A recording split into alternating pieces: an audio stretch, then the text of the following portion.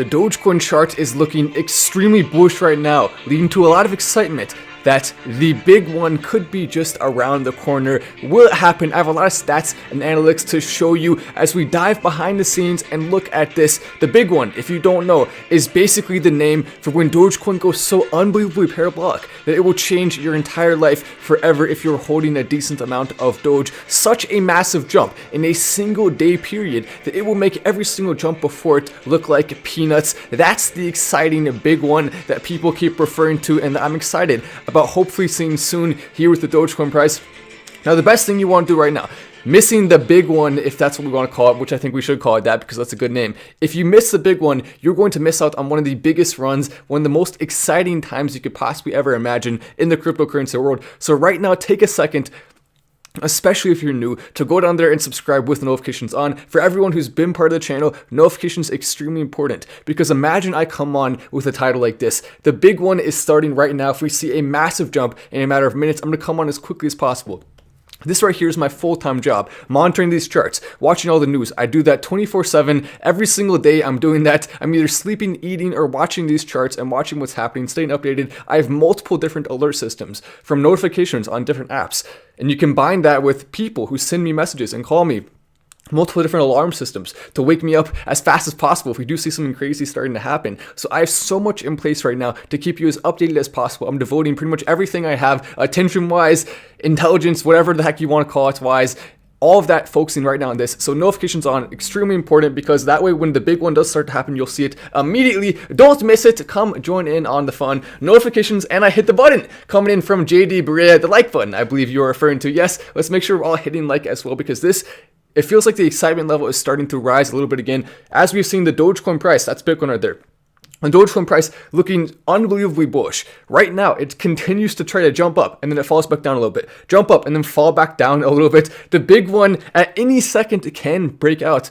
Just like last time when we saw a massive spike, this one is likely going to be significantly bigger than that. A life-changing type spike, and if it happens soon, it's going to be incredibly fun to watch. Look at this. Big green candles, keeps trying to break out. And another thing that's really important to keep in mind here is that right now, the price of Dogecoin is approximately 32 cents. For a while, it was mirroring Bitcoin in a way where Bitcoin would be at 32,000 if Dogecoin was at 32 cents. Bitcoin would be at 35,000 if Dogecoin was at 35 cents. Now, though, Bitcoin has actually kind of leapt ahead of Dogecoin, leapt ahead of the pack a little bit when it comes to that mirroring. Bitcoin looking very, very, very good right now. That said, Dogecoin will likely catch up again in that mirror form, meaning that soon we'll likely see Dogecoin at 40 cents. I don't think it'll stay behind too long. One of the best times to be looking at Dogecoin is when Bitcoin passes it percentage-wise, and then you know likely that Dogecoin spike is coming not too long from now. And if it triggers one of the big whale buys, then that's when we could potentially see the big one. So of course, that's what we're hoping for. Here's another chart that really gets us into the nitty gritty of this. When you think final stand show, think stats, analytics, charts, all of the information behind the scenes, to where we, right here on this channel, have the best grasp on what's happening in the entire cryptocurrency community of anywhere on the internet. So you're not going to find a better show than this for looking at the numbers behind the scenes. Not just with Dogecoin, with cryptocurrency altogether, but look at this. So this is what we've seen with inflows and outflows into Bitcoin long-term investments. These are not just Bitcoin, cryptocurrency long-term investments. These right here are people who are investing in multiple different cryptocurrencies, an entire group of them. So if you take your money out, you're not just taking out of one, you're taking out of all of them. If you put your money in, you're not just putting your money in one of them, you're putting money into all of them. And there are some that just have a few at the top. There are some that are more spread out, including Dogecoin and other smaller cryptocurrencies right now, with Dogecoin in the top 7, but still smaller compared to Bitcoin and Ethereum right now. But this right here shows you, so this is per week. We have seen a ton of weeks in a row going up, approximately 25 or so weeks in a row. We saw the amount of inflows being bigger than the amount of outflows. So more people putting money in and being confident in it. Then for the first time in approximately 25 weeks, we saw that starting to go down. So we saw people going out of these more than going into them. And that happened for 2 weeks in a row. The second one being the bigger one, and that was when we saw some of the biggest drops with all of cryptocurrency. Then that was followed by another little upwards one, not too big, but it was big enough to be noticed. Then another pretty big drop. Then this week right here, another drop as well, but very, very tiny. And one thing that I think is extremely promising when you start to look at this is that despite the fact that Bitcoin has actually gone down by approximately 50% or so of where it was. So it was at around 65,000, dropped all the way to around 30,000. So a massive drop compared to where it was, compared to where it is now. It's starting to get some of that back. But here you can see, even though the drop was that big percentage-wise, people are still believing in it long term. What this chart shows right here is that most of the people causing the price to go down are not the long-term investors who are excited about the long-term prediction of Bitcoin and cryptocurrency. Those are the people who are going in the short term and likely will be going back in at some point because it is short term. Short term means you go in, you go out, you go in, you go out. That's what really caused the drop more so than the long term people, because otherwise, if it was these people, if it was the people in it for the long run that were causing it to go down, then we would see that going all the way down at least to here, or maybe potentially lower than that. So the fact that it was that size, I think, is extremely indicative of the fact that we are towards the bottom of this specific dip, or that we were a few days ago when Bitcoin reached that lower level. Now it's going back up some. Hopefully that is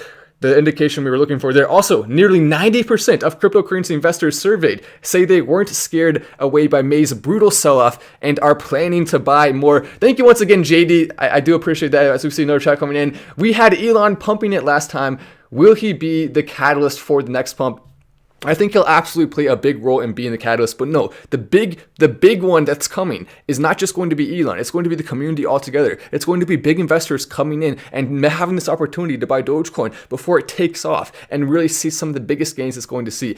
A lot of that optimism is going to be from Elon Musk, but the vast majority of it is going to be just from investors seeing the potential it has, as we have seen the Dogecoin devs working on making Dogecoin significantly better. It is going to be competitive in every single way with every single other crypto that is in different positions right now, as we see more and more energy coming into that. So do not, under any circumstances, underestimate it, is I think the best thing we should be telling people, because it's true. It really is true. But that's a very good question there.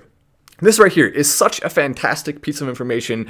And this right here, I mean, come on. Is there any show out there that gets this detailed into the information? Maybe there is. If there is, congratulations and shout out to them. But I don't know. I feel like we have probably one of the best shows out here for actually learning new stuff and also having some excitement here and some fun. But with 90% of cryptocurrency investors saying they were not scared away by May's brutal sell-off, that goes to show you a number of things. And the first one is that people are definitely pretty optimistic in it, but you have to consider as well. So if you're surveyed, you want the public perception to be that it's going to be positive. So you may lie and say, yes, you weren't scared off by it, even if you actually were, just because you know this poll is going to be public. But then on the flip side of that, you could also think if you did sell off, or if you're planning to sell off a decent amount and you knew this poll was going to go public, you may want to say, yes, I was scared off by it. So then maybe it'll cause the price to go down more and you could buy more at a lower level.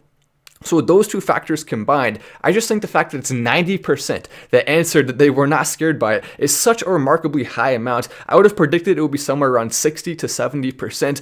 This shows, once again, continuing to see more and more indications that we are definitely likely going to see another bull run pretty soon here. It shouldn't be too long from now. As Mark Cuban also says, more great information here. Enjoy the information. Go down there and press like for the info.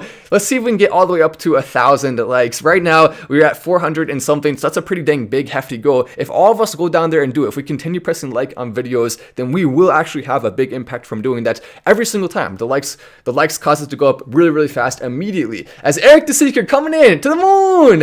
Keep up the great work, Matt. The Dogecoin community loves you. We are in this as a family. I love that sentiment coming in from Eric the Seeker. Thank you for our big chat coming in, as we have some charts there saying Dogecoin going to the moon soon, with a very, very bullish looking chart there. As we're just like that, we had 100 of us press the like button, and instantly the viewers jumped up from 1,600 to 1,765. And remember, we're streaming right now at 11:25, which is not the ideal time for the most viewers in terms of live. We will have a ton of people come watch after. So to everyone watching after, shout out to you guys as well. I know you don't normally watch live, but that's completely fine. You're watching after, which is just as good.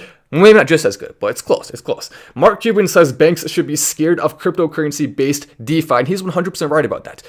Part of it is because now we don't have to worry about those massive fees that are coming in from the banks, them controlling it versus us controlling it. I think the second one is definitely more ideal, which means, though, instead of them making the money from this, because banks are extremely profitable. You can make a heck of a lot of money if you own a big group of banks or a big chain or even just a single bank. You can make a heck of a lot of money.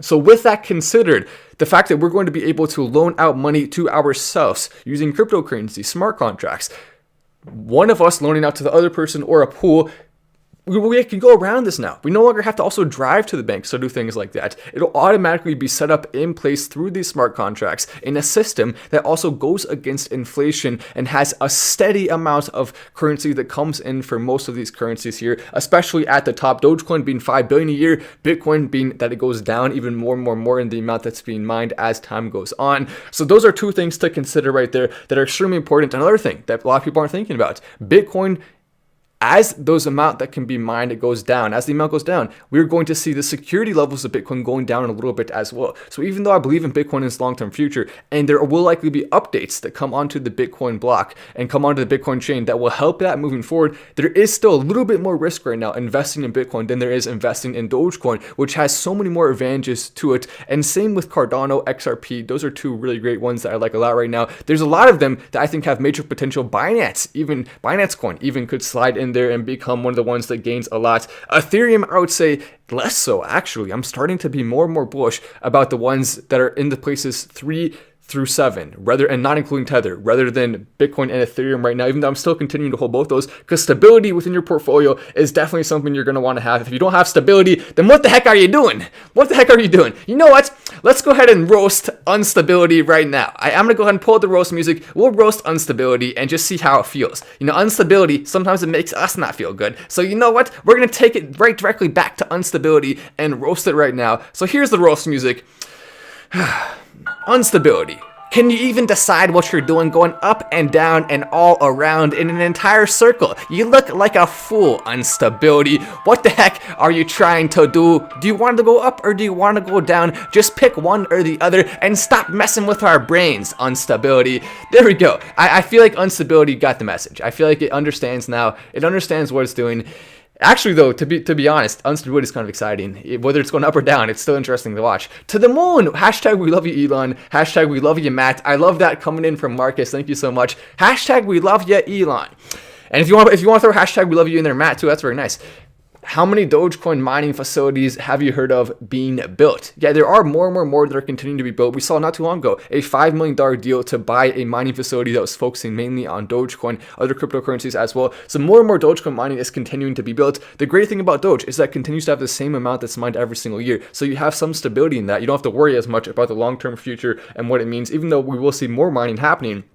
So I guess that would be the question mark there, but the more mining is, I don't think, as big of a question mark as it is for a lot of other cryptos, as we have seen. Goldman Sachs, cryptocurrency trading desk, they're expanding it with Ether, futures, and options. So there we go, Ethereum now getting a boost from Goldman Sachs. Salute, Matt. Doge is about to go crazy to the moon and beyond, coming in from Claudio. I think you're 100% right about that. There's no question that right now Dogecoin is looking probably more bullish than it has in a number of months. And that includes before some of the craziest things we've seen with Dogecoin in the past going up or down. It's looking really bullish right now. I guess the exception would obviously be the times we saw just going pretty dang parabolic. We could see it going even more parabolic though in the future. That's obviously what we're hoping for. As we see, Susie Orman likes Bitcoin. Here's how she says you should invest in it. And there was another guy who came on who was older, an older gentleman as well, meaning over 60 years old, which right now is a smaller percentage. We do have a lot of us in the community who are over the age of 60, but it's not as much as it's going to be in the future. This right here, people coming on the news, which is what primarily people over the age of 60 are watching right now, is going to be extremely bullish. Someone came on yesterday who's very trusted among people who are older and said that he believes Bitcoin is extremely good, extremely stable. It's something that everyone should be looking at as an investment for long term, which is going to appeal directly to people who are currently retired and cause a lot of new people to be investing in Bitcoin. As more people like this start to come on, it does seem to some degree organized. I wonder if there's someone behind this trying to convince older people who are retired to invest in Bitcoin, regardless of that, if that's true or not. I feel like it's going to work because more and more people are going to start looking at that as an investment. All-star Rich Bernstein warns though that Bitcoin's a bubble, sees oil as the most ignored bull market. So on the flip side of that, we still are having a lot of people coming in and being bearish, but all of them, it seems like, have outside incentives. This guy investing heavily in oil, he would like you to take your money out of cryptocurrency and put it in oil instead. That seems to be his primary motivation for saying this. It's not that it's not possible. It's not that we can't have a big bad news story come out and take down the entire cryptocurrency market. It's not that if someone does figure out how to do what seems like it should be impossible and find out how to crack the code of Bitcoin, it could fall from that. So you do have to obviously be careful, but at the same time, it's silly, some of these people who are coming out and saying it, because we can see right through their ulterior motives. If you want to look at an example of that, ExxonMobil, gone down a decent amount in the last 5 years or so, gone down. It seems to be going back up a little bit, but not really that much. So I do not see any reason why ExxonMobil, for example, oil stocks, should be what you should be investing in. It's not really that bullish. I mean, there are some slots for it to go into, but you also have to consider the fact that Tesla and other electric car companies are going to be moving at really, really fast speeds. I don't see any reason why this dude is right about that. So there we go. Now that we debunked him. Should we roast him? Maybe we should. I don't know. Elon Musk finally selling his mansion in San Francisco as well. I think that's kind of cool. I mean, he's saying, you know what? Bye-bye to the mansion. I'm just going to be living in my $50,000 house. Maybe Elon should maybe upgrade a little bit. Just buy a slightly nicer house. There's nothing wrong with that, Elon. There's no shame in living in a mansion, but I still do think it's cool that he's basically saying, you know what? I want to have my houses be used for more stuff. So I kind of do like that side of it. Anyway, that's all the big news for the stuff and the things and all the stuff after that. Make sure you're subscribing with the notifications on. Whatever the heck you do, take a second to do that. It really is worth it. And I will see you in the next video.